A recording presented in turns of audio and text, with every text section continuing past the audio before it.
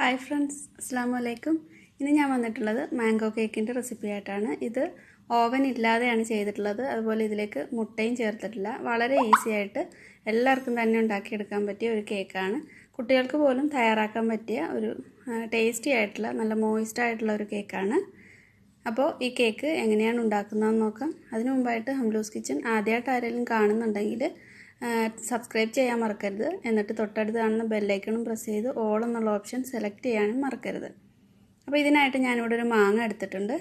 അധികം നാരില്ലാത്ത മാങ്ങ എടുക്കുകയാണെങ്കിൽ അതായിരിക്കും നല്ലത്. അല്ലെങ്കിൽ നമ്മൾ ഇതിലേക്കുള്ള ഗ്ലേസൊക്കെ തയ്യാറാക്കുമ്പോൾ മാങ്ങയുടെ നാരുണ്ടാവും.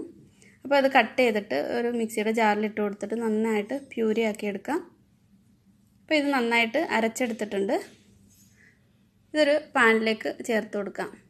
അപ്പോൾ നാരുള്ള മാങ്ങ ആണ് നിങ്ങളുടെ അടുത്തുള്ളതെങ്കിൽ ഒന്ന് അരിച്ചിട്ട് വേണം പാനിലേക്ക് ചേർത്ത് കൊടുക്കാനായിട്ട്. ഇതിലേക്ക് ഒരു അരക്കപ്പോളം പഞ്ചസാര ചേർത്തിട്ടുണ്ട്.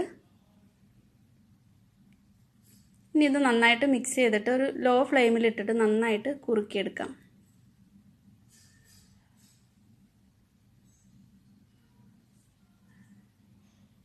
അപ്പോൾ ഇത് നന്നായിട്ട് തിക്കായിട്ടുണ്ട്. ഇതിന് തണുത്ത് കഴിയുമ്പോൾ ഒന്നുകൂടി ഒന്ന് കുറുകി കിട്ടും. ഇനി ഫ്ലെയിം ഓഫ് ചെയ്തിട്ട് തണുക്കാനായിട്ട് മാറ്റി വയ്ക്കാം.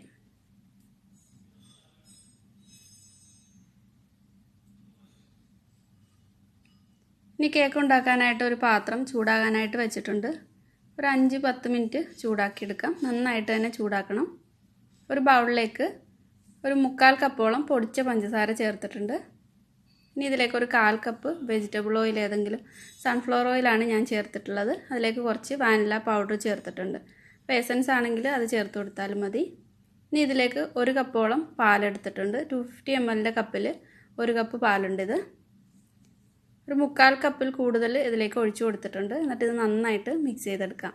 അപ്പോൾ ഇതേപോലുള്ള ഒരു വിസ്ക് ഇല്ലെങ്കിൽ നിങ്ങൾ ഫോർക്ക് ഉപയോഗിച്ചിട്ടോ സ്പൂൺ ഉപയോഗിച്ചിട്ടോ മിക്സ് ചെയ്തെടുത്താൽ മതി. ഇതിലേക്ക് ഒരു 1/4 കപ്പ് മൈദ ചേർത്ത് കൊടുക്കാം. 1/4 ടീസ്പൂൺ ബേക്കിംഗ് പൗഡറും ഒരു നുള്ളു ഉപ്പ് കൂടെ ചേർത്ത് കൊടുക്കാം. ഇതിലേക്ക് ഞാൻ ബേക്കിംഗ് സോഡ ചേർത്തിട്ടില്ല.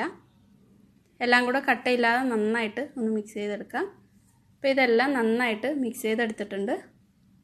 ഇനി ഇതിലേക്ക് നേരത്തെ തയ്യാറാക്കി വെച്ചിട്ടുള്ള മാംഗോ ഗ്ലേസ് ചേർത്ത് കൊടുക്കാം. ഒരു 4 ടേബിൾ സ്പൂൺ മാംഗോ ഗ്ലേസ് ചേർക്കുന്നുള്ളൂ. ബാക്കിയുള്ളത് ലാസ്റ്റ് കേക്ക് ഡെക്കറേറ്റ് ചെയ്യാൻ വേണ്ടിയിട്ട് യൂസ് ചെയ്യാം. ഇതിലേക്ക് ഈ ബാക്കി വെച്ചിട്ടുള്ള പാലും കൂടെ ചേർത്തിട്ട് നന്നായിട്ട് മിക്സ് ചെയ്തെടുക്കാം. ഒരുപാടിട്ട് ബീറ്റ് ചെയ്യരുത്. പതുക്കെ ഒന്ന് മിക്സ് ചെയ്തെടുത്താൽ മതി. ഒരുപാട് ബീറ്റ് ചെയ്ത് കഴിഞ്ഞാൽ കേക്ക് ഹാർഡായി പോവും. ഇതിൽ നമ്മൾ മുട്ടയൊന്നും ചേർത്തിട്ടില്ലാത്തൊരു കേക്കാണ്. അപ്പോൾ മിക്സ് ചെയ്യുമ്പോൾ ലോ സ്പീഡിൽ മിക്സ് ചെയ്യാം.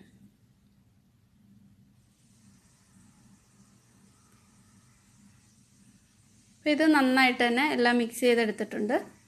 ഇനി ഇത് ബേക്ക് ചെയ്യാൻ വേണ്ടിയിട്ട് ഞാനൊരു 6 ഇഞ്ചിൻ്റെ ഒരു ടിന്നാണ് എടുത്തിട്ടുള്ളത്. നന്നായിട്ട് ഓയിൽ കൊണ്ടൊന്ന് ഗ്രീസ് ചെയ്ത് കൊടുത്തിട്ട് ഒരു ബട്ടർ പേപ്പറും ഇട്ട് കൊടുത്തിട്ടുണ്ട്. അപ്പോൾ നിങ്ങൾ ഓവനിലാണ് ചെയ്യുന്നതെങ്കിൽ 180 ഡിഗ്രിയിൽ ഓവൻ പ്രീഹീറ്റ് ചെയ്തെടുക്കണം. ഇതിനി നന്നായിട്ടൊന്ന് ടാപ്പ് ചെയ്ത് കൊടുക്കണം. എയർ ബബിൾസ് ഒക്കെ ഉണ്ടെങ്കിൽ ഒന്ന് പോകാനായിട്ട്. ഇതിനി ബേക്ക് ചെയ്യാൻ വേണ്ടിയിട്ട് വയ്ക്കാം. ഒരു 30 മിനിറ്റൊക്കെ ബേക്ക് ചെയ്തെടുക്കാം.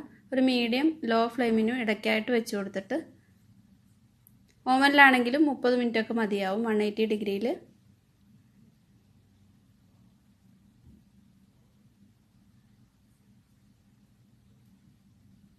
ഇപ്പോൾ ഒരു 30 മിനിറ്റ് ആയിട്ടുണ്ട്. നന്നായിട്ട് പൊങ്ങി വന്നിട്ടുണ്ട്. ഒരു സ്ക്യൂവറോ അല്ലെങ്കിൽ ഒരു ചെറിയ കത്തി ഉപയോഗിച്ചിട്ടോ ഒന്ന് ചെക്ക് ചെയ്ത് നോക്കാം. നന്നായിട്ട് തന്നെ ബേക്കായിട്ടുണ്ട്. ഇനി ഇത് തണുക്കാനായിട്ട് മാറ്റി വയ്ക്കാം.